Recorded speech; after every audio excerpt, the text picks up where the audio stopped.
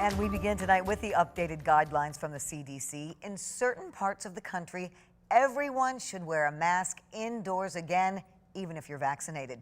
The announcement this afternoon recommends masks for those who live in areas with high COVID-19 transmission rates.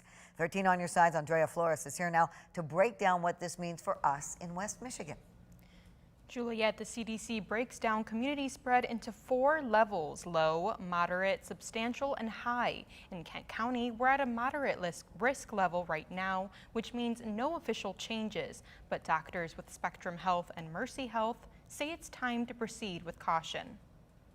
The CDC is encouraging those who live in areas with substantial and high COVID-19 transmission levels to mask up again indoors. This is the CDC taking steps to look at what's actually happening on the ground. And doctors with both Spectrum Health and Mercy Health agree that this is the right move because of how contagious the Delta variant is, regardless of vaccination status. That's where I think the CDC is concerned, because if you have the virus and you're carrying it, even if you don't get particularly sick with it, you can still spread it. If you're heading out in West Michigan, there are no changes just yet, because counties here are at a low and moderate level of transmission. Our numbers are not crazy right now. So if we actually get doubled down with vaccination and we do a good job in our community, we can avoid this. As for the Delta variant, there have been 2 cases reported in Kent County and 1 in Ottawa so far. It's because of its high levels across the country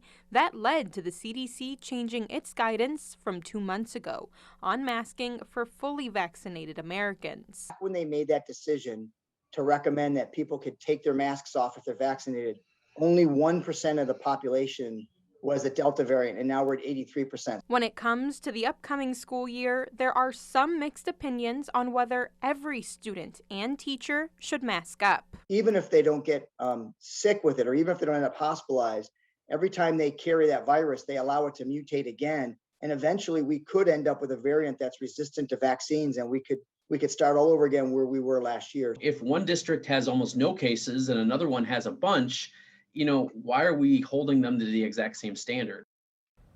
Now, both doctors with Spectrum Health and Mercy Health emphasize that the hotspots popping up across the country could make their way here, especially as people travel this summer, and that could mean trouble for our state in cases of more contagious Delta variants spreading here in the fall as more of us head indoors.